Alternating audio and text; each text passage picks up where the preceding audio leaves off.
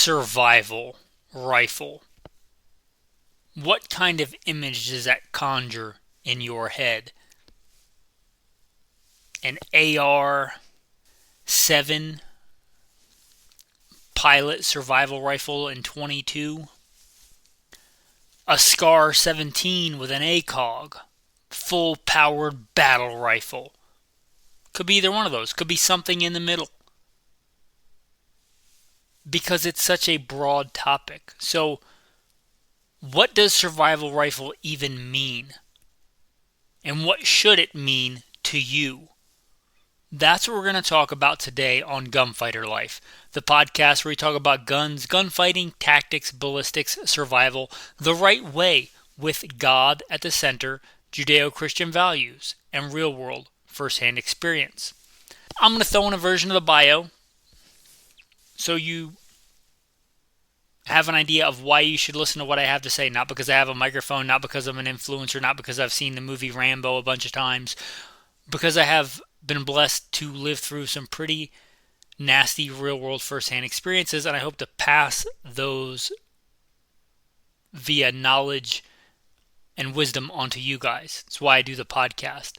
So with that, I'll put in a bio, and then we'll get into the main topic.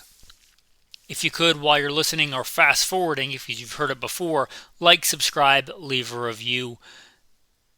Consider checking out Patreon. I'll roll into a quick abbreviated bio and then into the main topic. First and foremost, I am a Christian. I don't apologize for that. God is number one in my life. I grew up hunting and fishing in the backwoods of the southeastern United States at a very early age. Some of my earliest memories are with firearms. I joined the Marine Corps at 17, did a couple of combat tours in Iraq. By God's grace, He got me through that safely. After that, I served as a instructor, an urban warfare instructor and a desert warfare instructor for the United States Marine Corps. I also served with the LAPD, both full-time as a sworn police officer and in some more specialized assignments, as well as serving in the U.S. Army, full-time and part-time National Guard. I've been a FBI firearms instructor, still am an FBI firearms instructor, have been for a lot of years, also NRA certified and some other three-letter government agency certified. I've been a private contractor for a three-letter government agency I won't specify. I've been the commander of a tactical team in a large metropolitan area. By God's grace, He got me through all that in one piece, not because I'm better, but because He chose to have grace and mercy on me. I've been a professional hunter and guide. Professionally hunted things like buffalo and elk. Not many people today can say they've done that, but I'm blessed to be able to say that I have. I've hunted everything from white-tailed deer on the East Coast to mule deer on the West Coast to gray squirrel on the East Coast to prairie dog on the West Coast, and elk and bear and wolf, and slain all manner of beast. A state rifle and pistol champion a few times over in a few different disciplines. Enough about me, guys. Blessed be the Lord my rock, who trains my hands for war and fingers for battle. Let's get into today's topic. Alright, so let's look at survival rifles. And I want to present these in different categories. And I want to do it humbly. I don't see the future. Right? I'm not a prophet. I don't pretend to be a false prophet. I don't know the future or what the future holds. Also, I'm not so vain and arrogant as to think that what I choose is what's best for you. So what I'm going to try and do here is lay out different categories as I see them, and certainly there will be some crossover, but different categories of survival rifle and kind of their strengths and philosophy. Let's talk about the ones that are often commercially labeled as survival rifle. Those are pilot survival rifles. Usually, not always, a 22. Like a 22 or a 22 Magnum, 22 Hornet, but that was pretty long ago. Usually today, a 22 long rifle. The most common of these probably today is the AR-7, and that's a semi-automatic. It's gone through a bunch of different manufacturers. The current one is Henry, but a semi-automatic takedown, store in the butt stock, 22 long rifle. What are the strengths of this? It's super lightweight. Oh, the category here is going to be like pilot survival rifles. Super lightweight. You can carry a lot of ammo. In the case of the AR-7, but not for most others, it floats. It can be taken down and stored in a smaller compartment than a full-size non-takedown style rifle. Those are kind of its strengths. What are its weaknesses? Firepower. 22 long rifle, even in a semi-auto, not a fighting rifle. Can you fight with it? Sure, I can fight with a spoon. That doesn't make it a fighting weapon. That doesn't make it a melee weapon, right? So just because you can do something with something doesn't mean it was purpose built for that. I don't care what influencer or whatever tells you that a 22 is just as deadly or just as good a fighting rifle as a Scar 17 or something else. It's not. It's not. It can be pressed into that service, but it's not. The other ones are going to be combo guns, and these are going to be something like a 22 long rifle, 22 mag, or even a 22 Hornet, getting back to that older one, that are over and unders. Now, the big thing here is you get a single shot of each. You might get two shots, but you get a single shot of each. You're going to get a single shot of 22 and a single shot of 410 or whatever the combo is before you have to reload for common past American survival rifles. So you get two shots. Now, I like 410, and now that's technically not a rifle, but it's a combo gun, so I'm going to include it. I like that. I like the versatility of a shotgun. You can kind of cheat here and include it in the survival rifle category, but you don't have a reasonable rate of fire. So there's that. You get one shot of each, and hopefully that's enough, but if it's not, then it's not. So the big strengths of these as a category, since they're for pilots, they're generally pretty lightweight. The ammo is generally pretty lightweight, and they're foldable, packable in some kind of way. Those are the strengths. The big weakness that a lot of people don't think about when they think of survival for a pilot, pilot survival is generally thought of as things are normal in most places, but the pilot has gone down and he has to get from where things are pretty bad for survival to a normal location, to a rendezvous point, to a pickup location, to wait to be rescued by, pararescue personnel, or to get, from behind enemy lines. So everywhere else, society is functioning per the norm, whatever the normal is. Right? It's not, these weren't designed for a long-term grid down scenario. Most of them are not the most rugged and robust firearms. So you got to think about that. They were designed for an acute, short-term, get out of Dodge scenario where things are normal everywhere else. They weren't meant to fight a war with. They weren't meant to live the rest of your life in the wilderness with. They were meant for an acute, short-term scenario, and I think a lot of people don't think about that. Since we already talked a lot about rimfire, the 22, let's start off there with this other big category of survival rifle. A lot of people think, I'm not one of them, but I want to present it fairly here, the 22 long rifle as the ultimate survival gun. Not even just survival rifle, but especially survival rifle. The ultimate survival rifle as the 22. Generally, the Ruger 10/22. And if I had to pick a 22 for survival, myself, like many others, would pick the Ruger 10/22. It comes in a lot of different flavors, probably more than Baskin-Robbins. One of the big ones for survival would be the takedown version. Unlike the pilot takedown guns, the Ruger 10/22 regular or takedown gun was meant for a lifetime or several lifetimes of continuous hard use. Case in point, was it? I think just yesterday I was out training with my Ruger 10/22, the longest gun I've continually had that I got when I was a kid. Same one, still out training with it. And I shoot a lot more than most people. And God willing, I'll get to pass that down to somebody else. It's meant for generations of hard use. That gun will out-survive people in good times, let alone when the lifespans may be a lot shorter in bad times. So unlike the survival rifles, the Ruger 10/22 and many other stoutly built 22 rimfires. It's designed for continuous hard use. So that is different than the Air Force airplane survival rifles. Unlike those, it also, even though the AR-7 is a semi-auto, it's not really meant for sustained long strings of fire. The 1022 and other good semi-autos are as well. You may choose something else, which we'll talk about those, but the 22, the Ruger 1022 can sustain really long strings of fire.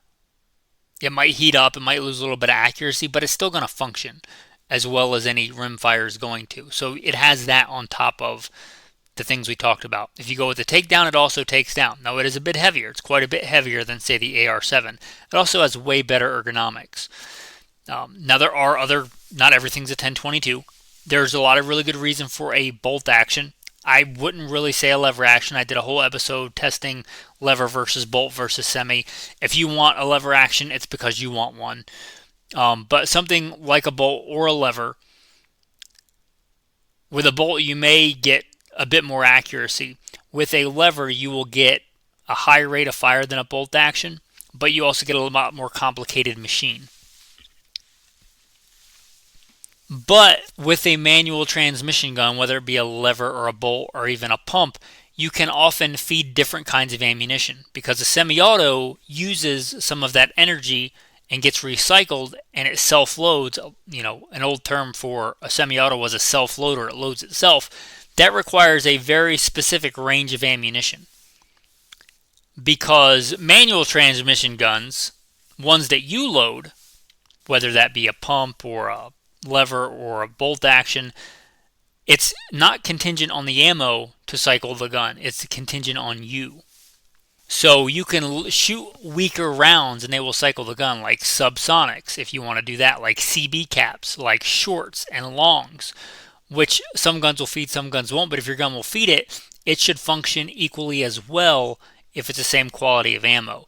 Whereas a semi-auto like a 1022, you're basically relegated to 22 long rifle. Benefits to both, and I've talked about that before, but the 22. What are the big downsides of the 22 and the big upsides for the survival rifle? Yes, you can kill very big things with a 22 long rifle. Yes, a 22 long rifle is deadly. And plenty of people have shot and killed deer and bigger things with a 22 long rifle. It's not the equivalent of a good deer rifle. It's just not. You could shoot a deer lots of places and it will die, but the point of you shooting a deer hopefully is not just to kill it. The point is to be able to find it, recover it, and consume it. 22 is not the equivalent of a good deer rifle for that. Also, it's deadly on people. A lot of people have died with a 22. That said, it's not the equivalent of a battle rifle. It's just not. Nobody's going to issue their mainline infantry in the 21st century. They're not going to be like, you don't need an AR, you don't need an AK-47, here's a Ruger 1022, we want to save on ammo because the 22 long rifle is just as effective a combat cartridge as a 7.62x39 or as a 5.56. Nobody does that because it's not true. It's not just as good as. You can press it into that service. Again, you can fight with a spoon. That doesn't make it a sword. The 22 is not a fighting cartridge.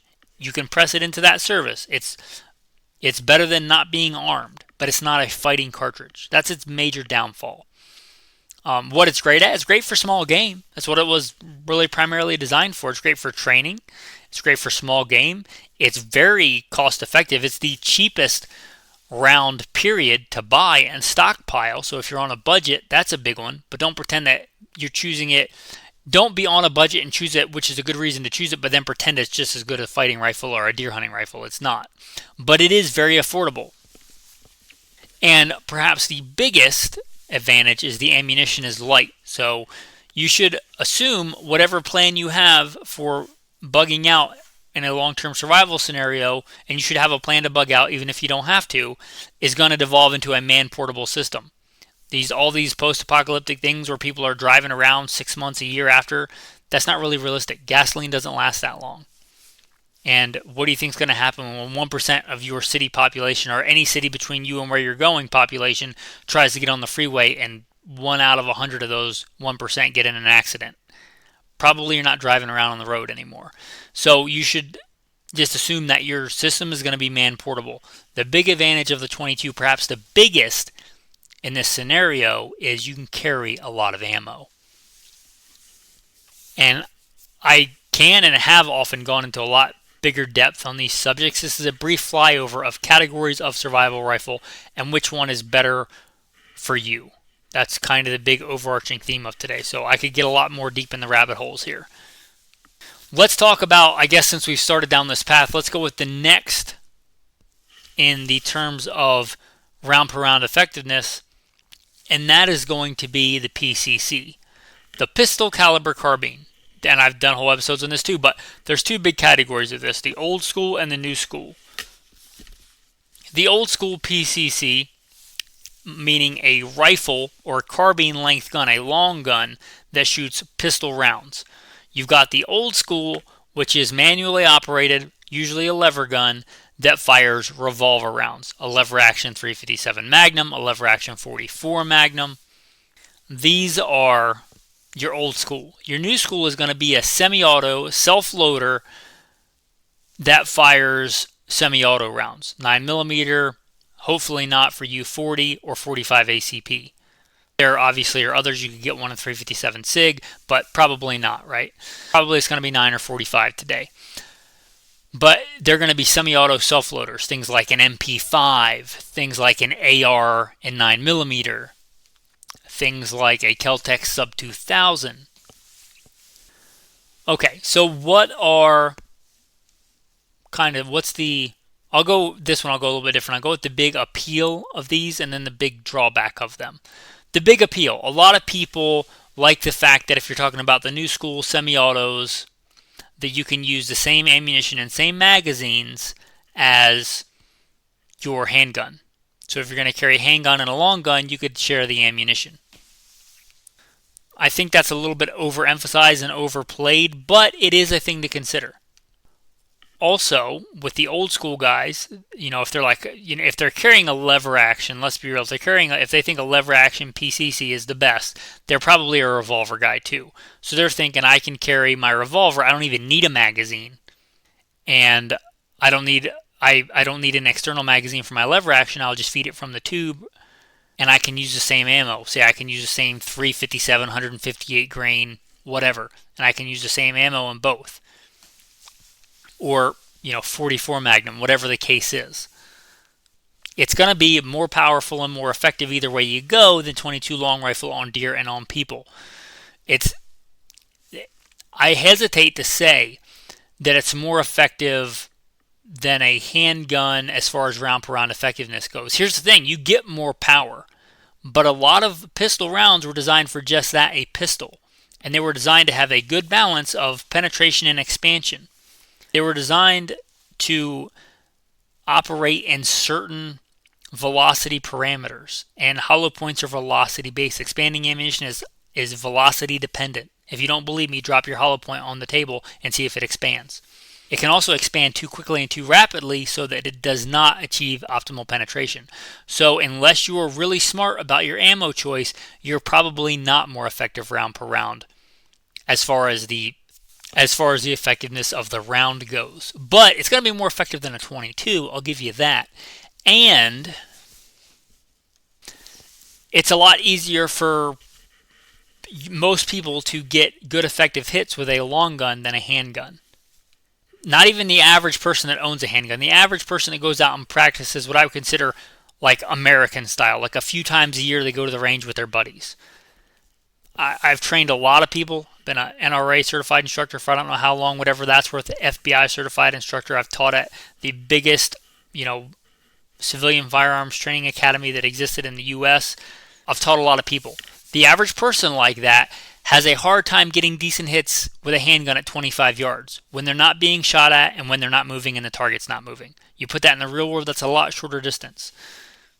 The average person with the same amount of training can get effective hits far farther and far more rapidly with a long gun, even if it is a PCC. So it is a gain in firepower for sure. That's kind of an advantage. What's the big disadvantage? Oh, another big advantage, real quick. Some of these systems, not all, like a lever action is a pretty complicated machine, even compared to a semi-auto. If you don't believe me, look at the number of parts in a lever action versus a modern semi-auto and a PCC. But if you're talking about a simple semi-auto blowback operation, PCC, those can be pretty simple machines. Something like a Keltec Sub 2K, something like a High Point, and I'm not telling you that should be your go-to ultimate survival rifle. I'm not saying that. But going back to budget, because they can be, you're dealing with a lot lower pressure round. So because it can be made so simply, a straight blowback, you get semi-auto and you get it that's fairly reliable and cheap. So that's a big advantage. You can get simple, reliable, and cheap. What's the big disadvantage here? You're still stuck with a pistol round. Most pistol rounds are not fatal. Now, your goal should not be to kill somebody. Your goal should be to stop them. But there is a pretty decent correlation there.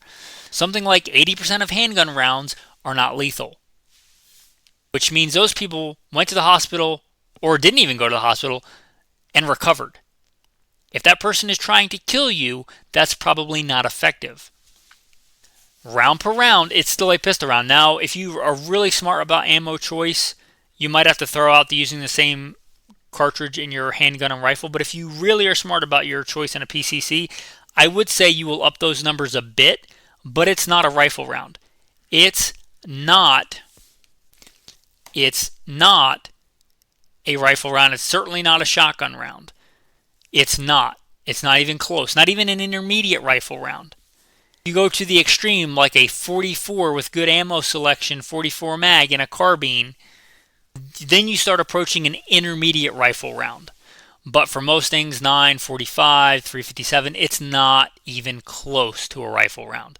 So the ammunition can be fairly heavy because in general, pistol rounds shoot heavier projectiles than many of the rifle rounds, and they are less powerful. So your power to weight ratio there is pretty bad. And they're not a rifle round. They're not as effective round per round. And I want to keep shotguns mostly out of this discussion, but certainly compared to a full payload, a double-aught buck, but even compared to something that you might consider pretty mundane and vanilla, like a 55 grain 223. Just look at the energy numbers. They're just not there. It's not a rifle round. It's a pistol round out of a rifle. That's why it's a PCC. So that's your main drawback. Ammunition's probably as much or more than a rifle round, and it's not as effective. Just unless you just go to the ridiculous, it's not as effective. You're also giving up a lot of range compared to a rifle.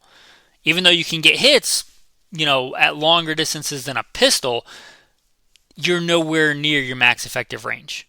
You're just not. And I'm not the guy that says you got to be a long-range sniper in the apocalypse. In fact, I think that's kind of ridiculous. But the fact that with even something vanilla like an M4 clone, a 16-inch AR, you can point and click and hit bad guys from bad breath distance out to 300 meters without adjusting anything. That's a pretty big advantage. You might get that out to 75, 125 yards with most PCCs.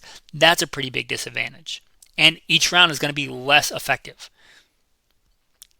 So that's just a reality. That's your big drawback there. Now let's talk about, if I guess we're moving up in power, let's move into the intermediate assault rifle realm. And the two big ones for this is not, I've done whole episodes on the difference between the two, but your two main ones, and there are many, but the two main ones are going to be your AR family and your AK family. Both are intermediate, meaning they're not close to a full-powered rifle. They're not a 308, they're not a 30-06, they're also not a handgun. They're intermediate. They're right in the middle.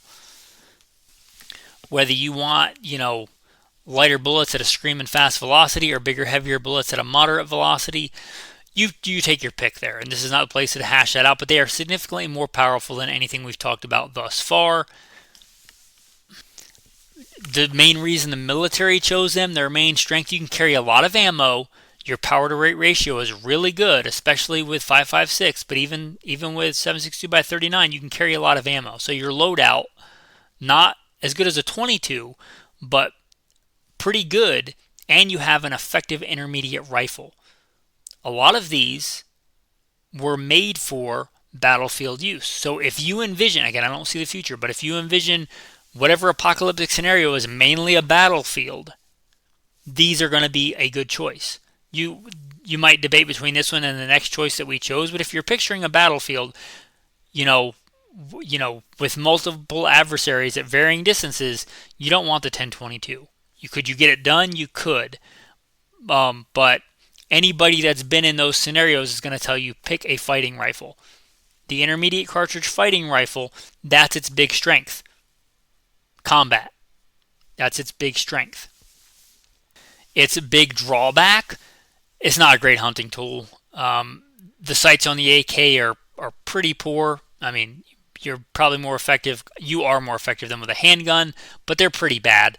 They're good for, it was meant to be a submachine gun replacement. It has submachine gun type sights, meant for volume of fire, not accuracy. Pretty decent battlefield weapon. It's the most battle-proven weapon on the planet. But then you're talking about a full auto, and here in America, you're probably not getting a full auto. And you probably don't want to waste the ammo in this kind of scenario to be full auto. So there's that. It's most of that ammo for the 760x39 is FMJ. Not super great, and even the best ammo for a 223. Can you kill deer with a 223? Yeah, I've been a guide. I know it can be done. It's not just as good as. If you're shooting, from a tree stand over a corn pile or a set field where you're going to be shooting close distance and you have the time to take your shot, it can be effective on white-tailed deer. I'll grant you that. If you're trying to bug out and you get a shot opportunity on a jumping, bounding deer, it's not the cartridge for that. It's not great for that. And it's really not, neither one of them is great for small game hunting. The whole point of you shooting something, hopefully, is to eat it. You don't want to be shooting your grouse with a 223. You don't want to be shooting your grouse with a 7.62x39. So it's not great for small game. It's not great for big game. It's better than nothing, but it's not a great hunting weapon. So the duality of survival there is being able to feed yourself and being able to defend yourself. To defend yourself, it's legit. The putting food on the table, not so good. Probably one of the worst choices we've talked about so far. Now let's move up to the big boy. The full-powered battle rifle. Not the intermediate. Something like an M1A, M14 clone, a SCAR 17, an AR-10, a Ruger SFAR. Something in a full-powered rifle cartridge. Something like, although it doesn't have to be, but it probably is, a 308. I don't care how much you love 308 or 7.62x39, and I'm not saying they're not effective, but they're not a 308. They're not a 308. They're never going to be a 308. These have the most firepower. They have about the same rate of fire as your intermediate fighting rifles, but they're full power, round per round. It's a full-powered rifle. They're better for things like punching through barriers, better for things like stopping a vehicle. And if you're talking about big game hunting, you got a lot more going on than you need. But as far as the cartridge goes, 308 is a fantastic big game hunting round. Even among hunters that don't shoot battle rifles, it's one of the best rounds. Now, not Full Metal Jacket, but good, really good high-quality hunting ammunition in 308 is a good choice. So it's better for large game hunting, and it's perhaps better for battle, and it's got the most firepower. What's its main drawback? Well, it's going to be the heaviest. Even if your rifle itself is lighter than some intermediate rifle options, like the Ruger SFAR, I think is lighter than a standard AK, but when you start adding ammo, that disparity adds up real quick. The main reason the military went from full-power battle rifles to intermediates, and you might argue now back to full-power battle rifles, but the main reason they went to that is a soldier, a Marine, could carry more ammunition on them, about double, and that depends, but you can carry about double the 5.56 on your person as you can with a 308. And firepower versus mobility is a big equation. It's one thing when you're sitting on your couch eating Doritos thinking about this abstractly, but when you're rucking up and down mountains, it's real. It's a real difference.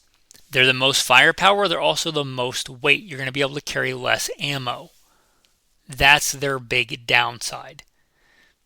And you got to consider the military, careful applying, and I'm a military guy, served in two branches of the armed forces. Be careful applying military stuff to you unless you are doing a military type role. And the main thing I want to point out here is the military, your Navy SEAL, your Green Beret, your Marine Corps infantrymen, they have people who in several MOSs, their entire job in the military is to get you and keep you supplied with the stuff that you need. You probably don't have that in a survival scenario. You probably don't have one fighter and then 3 or 4 people constantly resupplying them with stuff. So be careful with that.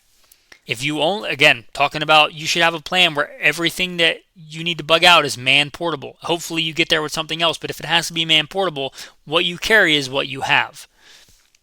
Weight makes a difference, and you don't just, it's not just going to be rifle and ammo. Again, you don't have teams of people getting you clean, potable water. You got to get that, which means you got to carry water, you got to carry a way to purify water. That's just one example. So be careful with that. But that's the main strength. Most firepower, biggest drawback, the most weight. Oh, and it's going to be bad for small game, right? Pretty much in general, you don't want to be shooting your dove with 308. Because the whole point of shooting is not to kill it. It'll certainly kill it if you can hit it, but you want to eat it. So not great for small game. Okay, there's one that didn't really fit in this continuum of force here, and that's your dedicated hunting rifle. Your dedicated big game hunting rifle, your bolt action, even your lever action 30-30 or whatever. But if you talk about, I would consider a lever action 30-30 intermediate. It would be more akin to the hunting rifle version of an AR-15. Intermediate. But your dedicated, most traditional hunting rifle, your bolt action full powered rifle. Your bolt action 308, your bolt action 30-06, your bolt action 270. A lot of these are going to be more powerful round per round than your battle rifle. Unless you go 308, then it should be pretty even. But even then, a lot of your hunting rifles are going to have a 22, 26-inch barrel in that range. Traditionally, a lot of your fighting rifles are going to have a 16, 18-inch barrel in a full-powered fighting rifle. So even there, round per round, you're going to get more effective with the hunting rifle. Although it's still less firepower because you have to load it every time. And I don't care how fast you heard some British guy in World War I did a mad minute. It's nowhere near as fast as a self-loader. It's nowhere near as fast as a semi-auto. And most of these are not box magazine fed. And if they are box magazine fed, it's not generally a fighting box magazine. It's a single stack ACIS magazine or something. Most of these are load from the top, internal magazine. So not only do you have to load each round individually, and I love a bolt action hunting rifle, and I love big game hunting, and they're the best for that. They're used for that because they're the best. You don't need a box magazine fed semi-auto for hunting big game. You're not double tapping elk, right? It's not a thing. But the bolt action is not a fighting rifle. Sure, people fought with bolt actions before there were self-loaders, but pretty quickly after self-loaders, they don't go toe-to-toe. They're not just as good a fighting rifle. Were there guys in recent times running around Afghanistan with Enfield rifles shooting people? Sure there were. But when they got their hands on American M4s with ACOGs, they took them. They weren't like, no, we're just going to burn those because we have Enfields, bolt action, full-powered rifles. They didn't do that because they're not a fighting rifle. So they have a lot of firepower round for round. They have a slow rate of fire. They weren't meant for long strings of fire. They're slow to reload. They're great for big game hunting. They're not great for defensive use. Sure, you can do it, going back to the spoon analogy, but they're not great for that. So great for big game hunting, poor for defense, poor for small game hunting. So that's kind of your big categories. And there are many crossovers in there, and there are many things that I didn't cover because they're pretty tiny. This is meant to be a, broad paintbrush view of the different categories of survival rifle. Getting back to you. If you are choosing a rifle for survival, which one of those categories do you think is most going to apply to you? And I don't know for you. I don't know where you live, right? Where I live is almost certainly not anywhere like where you live. And I do that on purpose, right? I've lived in big cities and I would consider a city anything more than 1,000 people. I've lived in Los Angeles. I was a cop in Los Angeles, a people hive of people hives. I don't live there anymore. I live in what I consider the free Wild West. Places where cows outnumber people, places where there are grizzly bear, places where the population density is very, very low. Anywhere east of the Mississippi, that's an entirely different environment. I don't know what you should choose. You should do an area study of your location. Don't rely on somebody else telling you what's the best. Get out there and hunt now, large game and small game. Get out and take defensive shooting courses now so you figure out of those things what's best for you. And here's the thing, there is no one best rifle. If there was one best rifle that did everything, then everybody would have that rifle and nobody would argue about anything else. There is better and worse choices for you.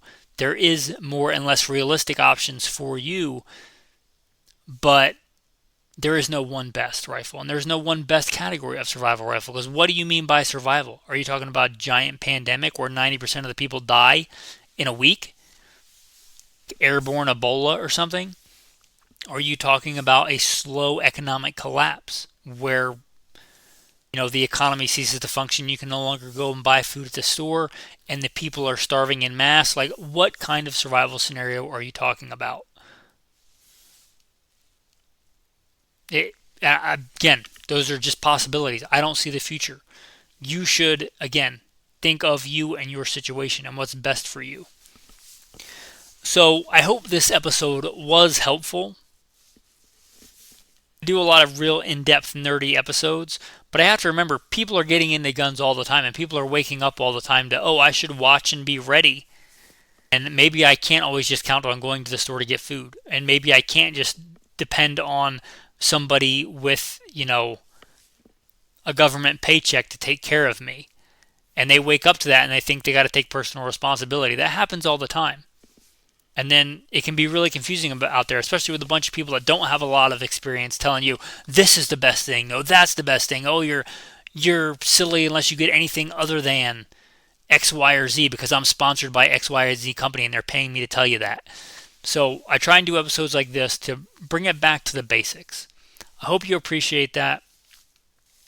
Guys, I don't take sponsors on this show. If you want to support this show, go to Patreon.